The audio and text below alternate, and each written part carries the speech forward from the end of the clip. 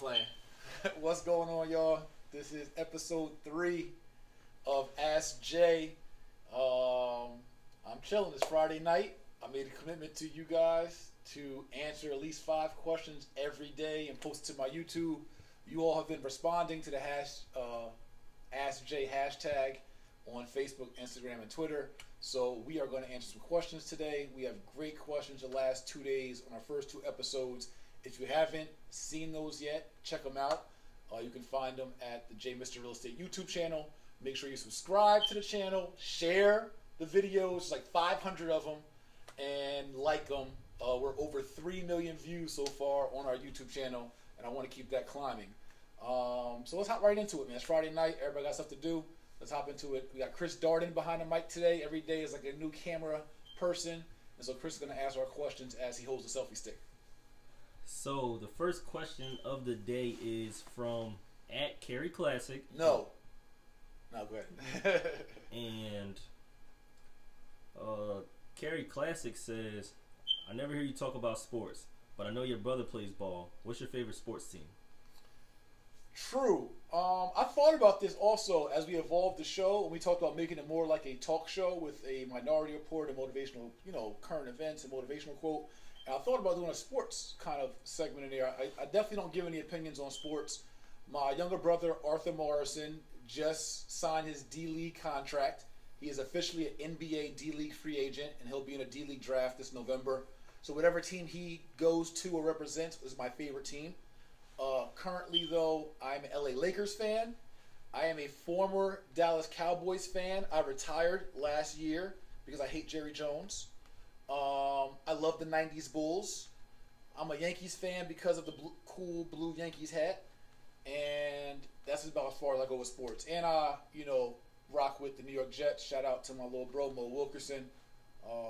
And the King Deshaun Jackson from the Redskins. A couple other guys I know. So, I support their teams and their jobs. But really, I'm a Lakers fan at the end of the day. Kobe fan. All right, cool. So second question of the day is from Desmond Monroe. And Desmond wants to know, how can you get a loan or some type of equity of a property you own free and clear but do not stay in? All right, so if any of you have inherited property or purchased property or however you've come across a property, you paid a mortgage down or whatever, where you own it free and clear, you can go through a conventional bank, right, to a mortgage company and apply to refinance that, to tap into the equity, to get a home equity line of credit or a home equity loan. If you don't have the qualifications to get approved from a regular bank, quote unquote, or conventional bank or conventional lender, you can get a private loan or hard money loan to also tap into the equity, but you damn sure better have a plan for it because those fees and interest will pile up on you. If that does not work for you, you also can consider bringing in a private partner or just some other kind of creative financing in order to tap into your equity. And if you guys have questions on any of that, we do coaching and consulting.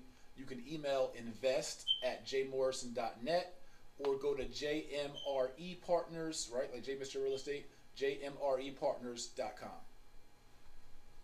All right, so third question of the day is from and this is Kang Crass. Mm-hmm. How do I get my credit score up? All right, so is it King Crass? Can Crass? Kang, like K-A-N-G. Kang. Yep. All right. Kang Crass, C-R-A-S-S. All right. Kang Crass. That question should not even be asked with the amount of information I have about how to boost your credit. So if you haven't seen my perfect credit score video, which was been ranked in the top 10 on YouTube for the last 3 years, over 270,000 views, I believe. One of the main ways for you to boost your credit is a secured credit card or a secured loan. There's also ways to use, or for you to become an authorized user on others' accounts and also to accelerate your credit profile. But one of the core ways, simplest ways, cleanest ways is secure credit cards and secure loan. I say it in my video, and it's also just explained well in my book, Hip Hop to Homeowners, How We Built Wealth in America. And you can get that book at jmorrison.net.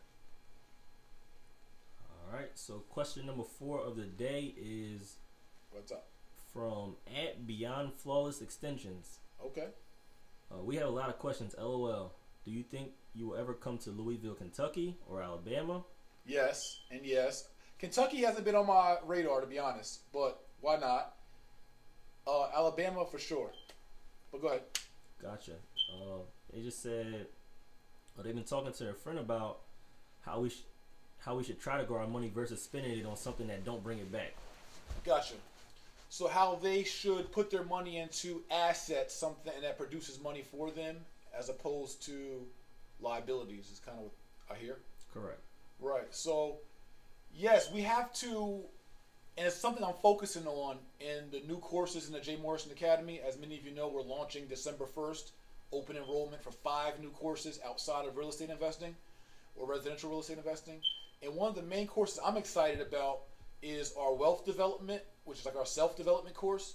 And what I found through doing 2 years in the academy teaching real estate investing is a lot of people don't have the mindset, even with what I teach as far as flipping houses, wholesaling houses or properties, buying and selling, flipping, construction, whatever, buy and hold, all those philosophies, they won't do you justice or as much justice as they should if you don't have a mind that is built to build wealth. And that means wealthy habits, that means wealthy thoughts, wealthy purchases, and all that. So we have to get, especially as black people, and that's one of my focuses is building black wealth, being that we are the poorest nationality of people in America.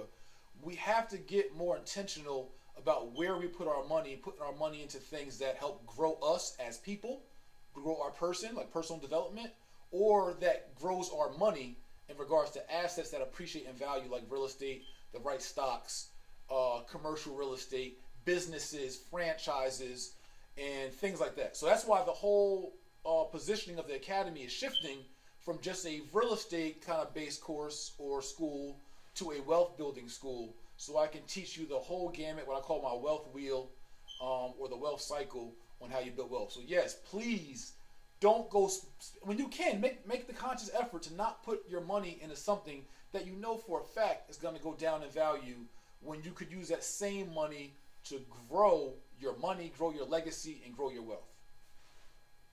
That's just my little motivational tip of the day. Gotcha.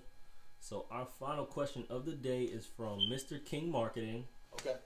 And he wants to know, how can you create wealth with single family housing? All right, so wealth can be created with single family housing, similar to multifamily housing, whether it be multifamily 1 to 4 units or commercial 5 through 100 plus units. Same way, you still can get appreciation from single family housings where the houses gain equity and go up in value. You can get cash flow from rentals of single family houses, and you also get tax breaks from properties that you rent out or that you do development or construction on. So that's all there. It's just a matter of having multiple single families all over the place. Hopefully it can be centralized. So you want to centralize and have your single families all in one central location, so the management is easier and you can understand the market. We teach to start in the 1 or the 2 to 4 unit multifamily purchases as you're starting to real estate, and then go through the wealth cycle through single families. And it's kind of complicated, but to answer your question specifically, King, you can start in the single family market if that's where you're at or that's where you want to go. Just understand the wealth part starts when you add more single families and hopefully multifamilies to your portfolio, and you can gain residual income from the rents, appreciation from the equity or equity from depreciation, and then you want to get the tax benefits. That's really where it all kind of ties in. So if you get your single family portfolio up, you can then leverage that portfolio and that equity in the portfolio to do other investments, real estate, businesses, etc. And that's still all part of the wealth cycle, or wealth strategy. So episode 3 is now done with that question. And you can ask Jay, hashtag ask Jay.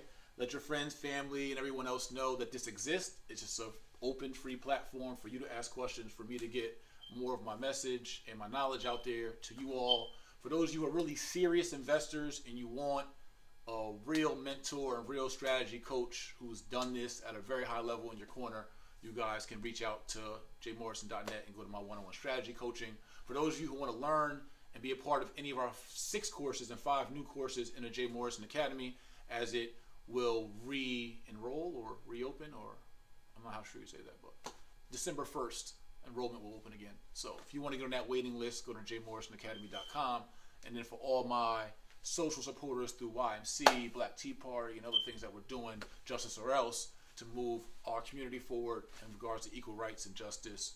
I appreciate all your support. And you know we do this from the bottom of our heart. And subscribe, share, like the video, comment. I want to know what you think. I do check comments, and my team does as well. So comment on the video. Continue to ask your hashtag AskJ questions, and I'll be back tomorrow, that soon, with another episode of Ask J. Part 4 will be tomorrow. Peace.